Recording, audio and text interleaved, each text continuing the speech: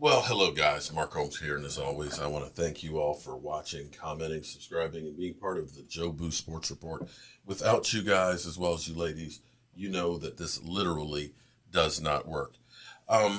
Trying to put together all of the pieces here with what's gone wrong with Amari Cooper's situation, and to me, this is not so much about the money as it is Amari Cooper is just not liked by the Dallas Cowboys. I wish they would just, instead of trying to make excuses and sully a guy and everything else, if you're going to cut him, just go ahead and cut him.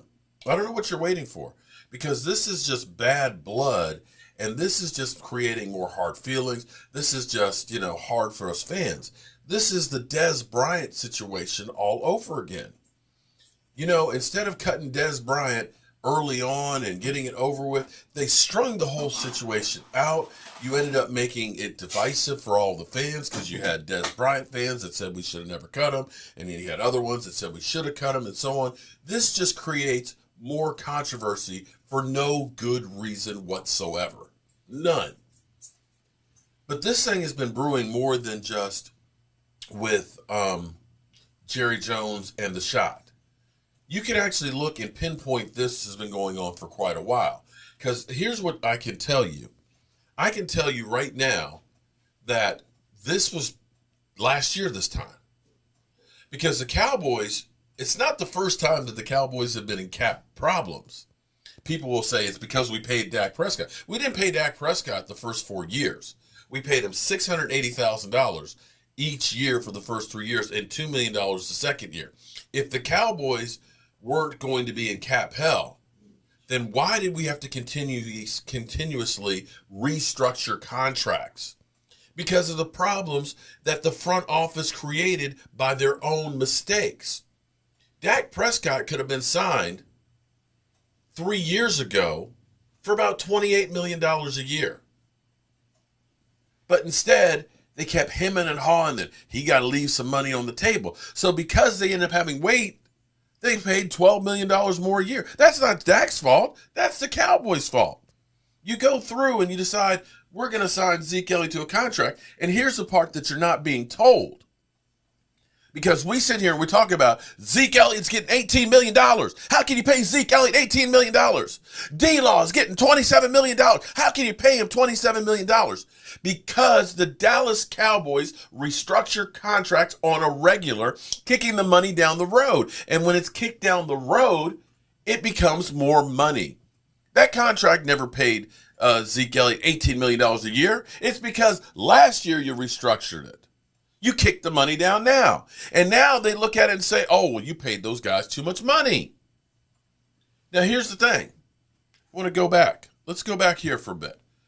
The reason why D-Law's contract is $27 million for a hit this year is because this is 2020. As the clock continues to tick for an eventual Dak Prescott extension, the Cowboys are taking steps to make Prescott one of the highest paid quarterbacks in NFL history. The Cowboys and DeMarcus Lawrence have agreed to restructure Lawrence's contract deal, creating 1 year voidable extension for salary cap purposes. Lawrence's $15 million base salary was converted into a signing bonus, which created $12 million in cap space for the season. Oh, okay. So you got $12 million cap money in 2020. They confirmed Lawrence's restructure was set up to create more cap space for extension in 21, and the Cowboys are playing the 20 season under the franchise tag. The Cowboys performed similar moves with Tyron Smith and Zach Martin earlier in the offseason, creating $15.12 million cap space between the two restructured deals this season. So this is 2020. I want you to understand, this was 2020 that they ended up restructuring D-Law's contract, as well as Tyron Smith and Zach Martin's. Here's the catch. Creating cap space now, all the money can be deferred to the 21 season, which is what the Cowboys intended to do in order to reach the extension with Prescott this offseason. The Cowboys have created $29.5 million in cap space with Lawrence's restructure, all of which can be rolled off into the 2021 offseason. That's $29 million will be paramount, with the cap floor set to be $175 million. Prescott is making $31 million on the franchise tag in 2020, which will be playing under. Now, what ended up happening is, of course, here's where the second shoe drops. They ended up, let me see if this is the right article. They ended up restructuring contracts again in 2021. They restructured Dak Prescott's trigger, okay, so that way they could get him down to $17 million. They also did Zeke Elliott. They also did Zach Martin. They also did Tyron Smith. The Cowboys will, okay, so although the Cowboys didn't necessarily need to make any moves to become compliant with the 21 salary cap after it was announced at 182, they made moves anyway. They helped create room under the cap for the opening of free agency next week. The cap pulled 3 restructuring triggers to create $17 million worth of space. The Cowboys had netted around $21 million of space if they restructured each player's deal to the veteran minimum. Prior to the move, Martin was set to make $11 million in base salary. Tyron Smith, $10.5 million. La'el Collins, $8.5. Their hits were 17, 14, and 12, respectively. So, what the Cowboys have done is they kicked the money down the road. Now, it's crazy because they did that with all of the big-name players. D-Law, Zach Martin, Tyron Smith, Zeke Elliott, Dak Prescott. It's funny because they had another really big contract that they easily could have restructured last year because it was the last year of the guaranteed money. They chose not to. So the conclusion that you can make on this is the Dallas Cowboys have been thinking about getting him out of this thing long before. The original deal was basically 2 years guaranteed money. It's a $100 million contract if you were to play for all 5 years. The reality is only $42 million of it was guaranteed, thus making it only a 2-year deal. And when they needed money, it would have been better to restructure Amari Cooper, who was younger, or the same age as Zeke Elliott, as opposed to redoing a running back. So you can tell by the restructuring deals who they planned on keeping and who they planned on getting rid of. So this has just been setting us up. With Jerry Jones going through and, basically talking about, well, we're not getting value in this, that, and the other, and the shot and stuff. This is not something new. This has been brewing for well over a year. And maybe it's because they regret having the big contract with them, and maybe that Amari Cooper is, he's that quiet guy that's not the rah-rah guy, or maybe he's not the guy who becomes the Cowboys' best buddy, or whatever it is. There's something more than just the play on the field. Because you can look at other guys that have had far less production on the field that haven't been sullied like this. And as far as this situation, it feels like Amari Cooper is the one being thrown under the bus as the scapegoat to all of the Dallas Cowboys issues. This is where we as fans believe that the team is like family. These are our teams, our players, our guys, and that we're in this together. When the actuality is they're not. It's not a family.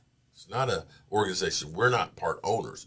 We are just the hanger-ons that help give them the money to be able to do what they do. But truly, we may never know. Maybe if Amari Cooper goes elsewhere, maybe it'll come out. But Amari Cooper, I think, is a class member. He didn't go on about things that happened with what happened with the Raiders. He didn't throw anybody under the bus. I think he won't do that.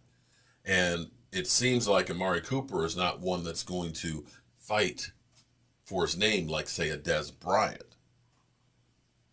You'll just, whatever, and just keep on going on. And sometimes those are the people that tend to get just run all over. So, yeah, this is one of those times where being a Cowboy fan that you have to question your loyalty to the organization and that you feel bad about what is happening, but you are completely helpless in the situation. So I wanted to get that out there. I also want to deal with this idea of Michael Gallup allegedly negotiating a deal that would be $30 million for 5 years. I don't see how that's possible at all, that he would literally take half the money of what is a normal contract. But we'll deal with that a little bit later.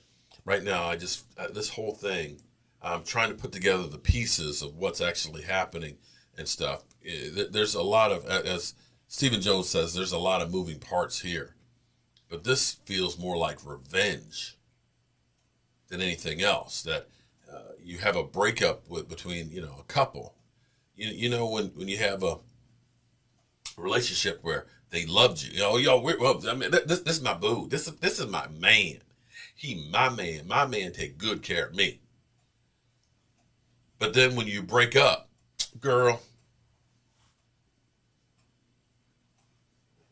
he never did satisfy me. His broke ass. It's like, wait a minute. I was your boo before. Now I'm this. This is what it feels like right now with Amari Cooper and the Dallas Cowboys. Seems they forgot that him coming here changed the Dallas Cowboys. But what do I know? Hope y'all are having a great day. And with that being said, I'm going to get out of here. Our coach here, and as always, I want to thank you all for watching, commenting, subscribing, and being part of the Joe Boo Sports Report. Hope you guys have a great day. And hopefully, I will see you guys later. You did one hell of a job, and the only thing else I got to say is, how about them Cowboys?